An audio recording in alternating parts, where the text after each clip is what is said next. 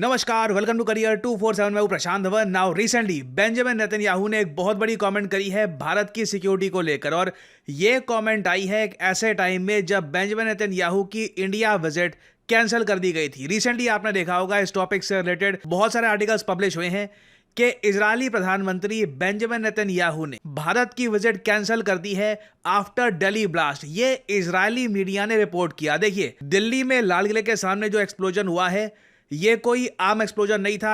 लाल किले के सामने बहुत ज़्यादा सिक्योरिटी होती है, उधर एक गाड़ी चली गई, एक आत्मघाती हमला हो गया। उसके बाद जिस तरीके से मॉड्यूल्स का पता लगा कि टेरर मॉड्यूल्स तो बहुत बड़े बड़े हमले करने को तैयार थे। उसके बाद डेफिनेटली मोसाद भी यहाँ पे इन्वॉल्व हुआ होगा, क्योंकि ऑब्वियसली नेतन्याहू की विजिट होने वाली थी तो मोसाद ने भी यहाँ पर जांच पड़ताल करी होगी, और परहैप्स इनको कुछ जानकारी मिली होगी कि अभी के लिए सेफ नहीं है कि बेंजामिन नेतन्याहू इंडिया आए। तो इनकी विजिट कैंसिल तो नहीं, पोस्टपोन कर दी गई है। कुछ समय बाद बेंजामिन नेतन्याहू भारत में आएंगे। नाउ इनकी विजिट जो है इंडिया की, ये बहुत ही इंपॉर्टेंट होने वाली थी, क्योंकि इंडिया और इजराइल जैसे आप लोग जानते हैं एक फ्री ट्रेड एग्रीमेंट के बहुत ज़्यादा करीब है। रिसेंटली हमारे कॉमर्स मिनिस्टर पीयूष गोयल साहब ये गए थे इजराइल में। 3 दिन की इनकी विजिट थी, बहुत से टॉपिक्स पर बात करी गई, और अभी तो खैर ये भी एक डिस्कशन चल रहा है कि इंडिया इजराइल का जो फ्री ट्रेड एग्रीमेंट है ये 2 फेजेस में किया जाएगा, फेज 1 और फेज 2। तो पीयूष गोयल साहब की विजिट के बाद माना जा रहा था कि नेतन्याहू भारत में आएंगे और मोस्ट प्रोबेबली डिफेंस डील्स या फिर फ्री ट्रेड एग्रीमेंट से रिलेटेड एक बड़ी डील अनाउंस करी जाएगी। और इजराइल के पर्सपेक्टिव से अगर मैं बात करूं तो ये विजिट इजराइल के लिए भी बहुत ही ज्यादा इंपॉर्टेंट थी, क्योंकि पिछले 2 सालों में आप अगर देखो तो बेंजामिन नेतन्याहू ने बस 2 कंट्रीज को विजिट किया है। इधर आप देख पाओगे साल 2023 से, जब से गाजा में इजराइल का कैंपेन बहुत ज़्यादा अग्रेसिव हो गया, उसके बाद नेतन्याहू गए एक बार साइप्रस में। साइप्रस देश आपको पता होगा इसके रिलेशंस बहुत ज़्यादा खराब है टर्की के साथ। टर्की ने लिटरली साइप्रस को कब्जा रखा है, तो साइप्रस के सपोर्ट में ये गए यहाँ पर। उसके बाद देखिए बस ये यूनाइटेड स्टेट्स ऑफ अमेरिका में गए हैं।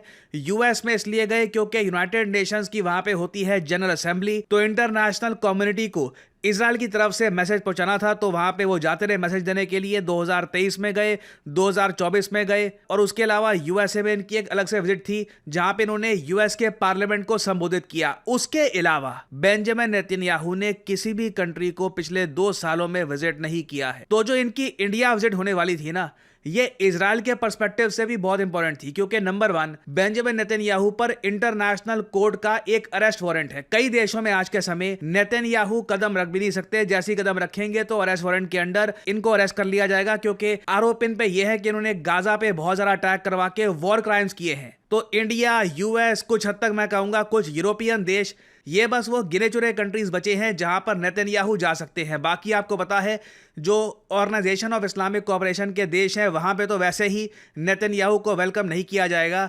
तो इंडिया विजिट ऑलमोस्ट आप कह लीजिए बेंजामिन नेतन्याहू के लिए रीओपनिंग थी, कि वापस नेतन्याहू वर्ल्ड स्टेज पर एंटर करेंगे, कंट्रीज को विजिट करना स्टार्ट कर देंगे। और इस विजिट का कैंसिल होना एक बहुत ही बड़ा सेटबैक है इजराइल के लिए।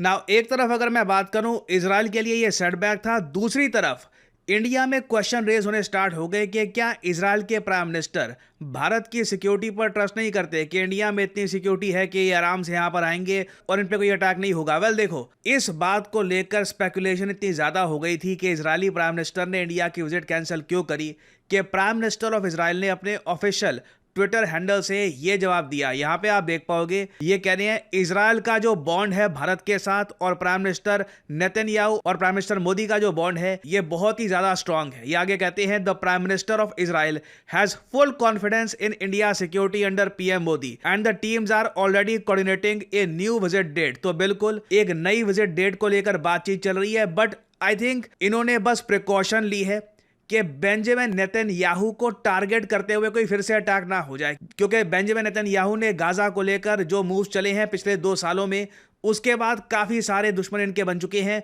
तो परहैप्स मोसाद कहीं से भी रिस्क नहीं लेना चाहती थी कि जिस तरीके से रेड फोर्ट के सामने ब्लास्ट हुआ है, किसी और टाइप का अटैक अगर प्लान कर रखा हो बेंजामिन नेतन्याहू के अगेंस्ट, तो उसको पहले ही फॉइल करना बहुत ही ज्यादा इंपॉर्टेंट है। और वैसे मैं आपको ये बता दूं, इंडिया में मोस्ट प्रोबेबली बेंजामिन नेतन्याहू एक बड़ी अनाउंसमेंट ये करने वाले थे कि जो नॉर्थ ईस्ट इंडिया की हमारी स्टेट्स है ना, वहां पर कई हजारों साल पुराने ज्यूस जो कई हजारों सालों से जुडाइज्म रिलीजन फॉलो करते आ रहे हैं फ्रॉम जनरेशन टू जनरेशन, ये अभी भी कुछ संख्या में है। करीब 5,800 के आसपास जो ज्यूस है नॉर्थ ईस्ट इंडिया से, इजराइल इनको लेकर आएगा फिलिस्तीन में। अब ना बेसिकली अब देखो इशू ये आता है, अगर इजराइल सीधा जो इनका मतलब लैंड है वहां पे इनको रखता वो अलग बात थी, बट इजराइल का लॉन्ग टर्म प्लान ये है कि जो ऑक्यूपाइड फिलिस्तीन का एरिया है वहां पर इनको सेटल करवाया जाएगा। तो बेसिकली इजराइल पूरी दुनिया से, ना सिर्फ इंडिया से, जहां से भी इनको जुदाइज्म फेथ के लोग मिल रहे हैं उनसे बातचीत कर रही है इजराइल की सरकार। नेतन्याहू उनको आश्वासन दे रहे हैं कि आप आइए हमारे यहाँ पे रहिए, जो सेटलमेंट्स है वहां पर बसिए, क्योंकि इजराइल जैसे जैसे विस्तार कर रहा है इजराइल को लोग चाहिए। इजराइल की खुद की आबादी आप अगर देखो तो 1 करोड़ की भी नहीं है। तो कहीं से भी अगर इनको ज्यूस मिल रहे हैं जो लंबे समय से, कई जनरेशन से जुडाइज्म फॉलो कर रहे हैं, तो उनको लाकर यहाँ पे सेटल किया जा रहा है। ये बात ऑब्वियसली जो फिलिस्तीन के लोग हैं उनको एक्सेप्टेबल नहीं है। ईरान के लोग, इवन जो अरब कंट्रीज के लोग हैं वो इसके अगेंस्ट है। तो बेंजामिन नेतन्याहू की जो नीतियां है ना, ये बहुत कंट्रोवर्शियल है और इसलिए इजराइल की सिक्योरिटी एजेंसीज मान के चल रही हैं कि कभी भी नेतन्याहू पे अटैक हो सकता है। और ये तो खैर हमने बात करी है काइनेटिक अटैक की। काइनेटिक अटैक होता है कि डायरेक्ट कुछ एक्सप्लोजन हो गया, मिसाइल मार दिया गया, डायरेक्ट अटैक हुआ। फिर होते हैं non kinetic attack, information warfare, social media warfare. आप और तरीके से अटैक करते हो किसी कंट्री को। फॉर एग्जाम्पल मैं आपको बताऊं, टिकटॉक जो है सोशल मीडिया प्लेटफॉर्म, वहां पर इंडिया और इजराइल को कैटेगोरिकली टारगेट किया जा रहा है। आप एक बात नोट करिएगा, x.com पर भी, जो ट्विटर x.com जो भी आप कह लीजिए, यहां पर भी जो रेसिज्म होता है भारतीयों के अगेंस्ट, उन अकाउंट्स को आप चेक करिए, वो इजराइल के अगेंस्ट रेसिज्म भी करते हैं। पिछले कुछ सालों में मैं ये कहूंगा कि इजराइल और इंडिया दोनों को कैटेगोरिकली टारगेट किया गया है वेरियस सोशल मीडिया प्लेटफॉर्म्स पर। और इंटरेस्टिंग बात यहां पर यह है कि इजराइल का जो थिंक टैंक है, जो वहां के मेन जियोपॉलिटिकल थिंकर्स है, वो ये मानते हैं कि चाइना सबसे बड़ा स्ट्रैटेजिक चैलेंज है भारत और इजराइल दोनों के लिए। इधर आप देख पाओगे headline, China poses the biggest strategic challenge to Israel and India. ये वार्निंग दी है सिग्नल ग्रुप ने। ये अगेन एक इजराइल बेस्ड थिंक टैंक है।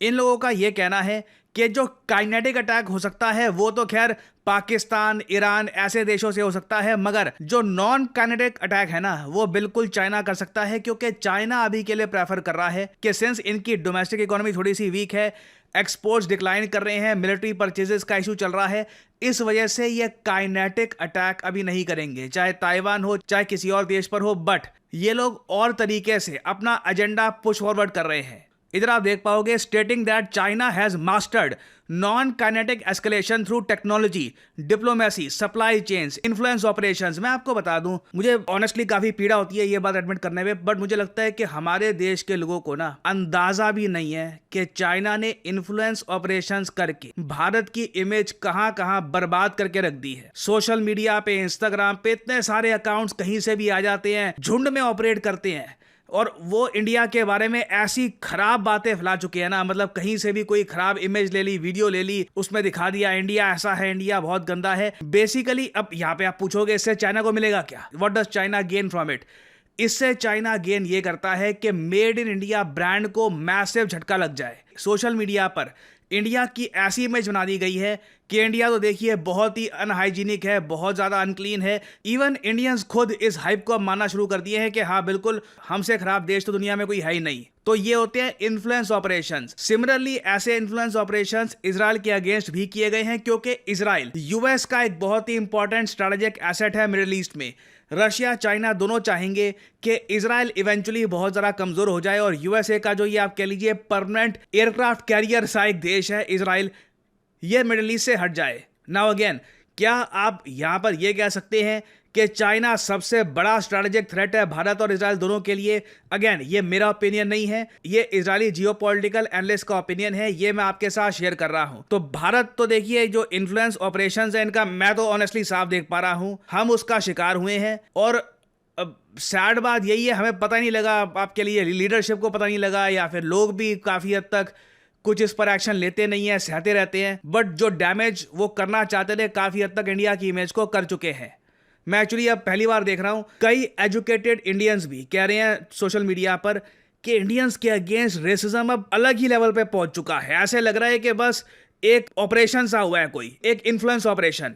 खैर धीरे धीरे आई थिंक ये बात भी हम सीखेंगे इवेंचुअली।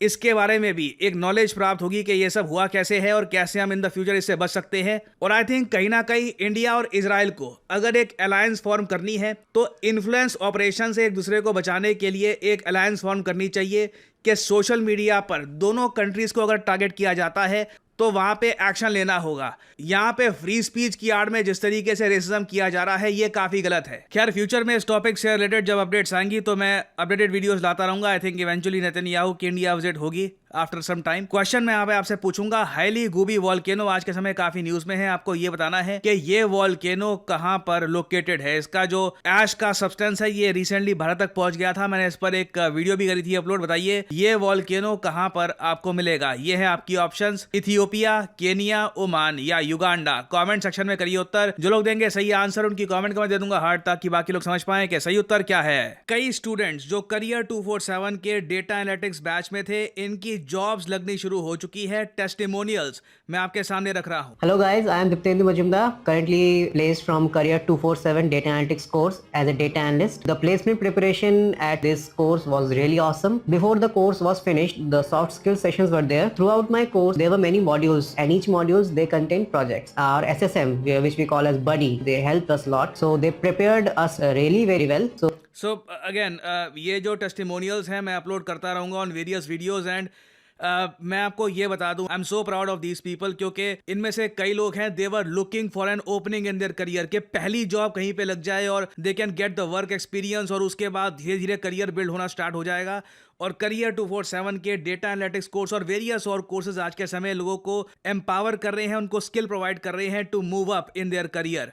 आने वाले समय में हम ऐसे बहुत सारे और टेस्टिमोनियल्स आपके साथ शेयर करेंगे। और again a great news for all of you, career 247 की ब्लैक फ्राइडे सेल आज से स्टार्ट हो चुकी है। ये सेल बस 2 दिन की होगी, 27th और 28th। लास्ट टाइम हमने ये सेल करी नहीं थी और कई लोगों ने कंप्लेन करी थी कि आप देखिए ब्लैक फ्राइडे सेल नहीं करते, ब्लैक फ्राइडे में तो सबकी सेल होती है। Well here we are. So black Friday sale activate हो चुकी है। यूजुअली जो डिस्काउंट होता है 10% का, ये बढ़ के 20% का हो चुका है। हमारे data analytics course, data science course, सभी कोर्सेज पर आपको हैवी डिस्काउंट मिलेगा। ये डिस्काउंट कल रात मध्य रात्रि को खत्म हो जाएगा। So make the best of it. Use करिए कोड PG10। आपको सिंपली क्या करना है, इस वीडियो की कमेंट सेक्शन में जाइए, पिन कमेंट में आपको मिल जाएगा ये लिंक। इस लिंक पर क्लिक करिए, जो भी कोर्स आप परचेज करना चाहते हैं आप परचेज कर सकते हैं। सिंपली आपके सामने पेज आ जाएगा, जो अपना नाम है, ईमेल ID, नंबर, ये सब यहाँ पे आप डाल सकते हैं along with the discount code PG10 और आपको हमारी तरफ से कॉल आएगा। अपनी परचेज आप कंप्लीट कर सकते हैं and you can kick start your career with the help of career 247।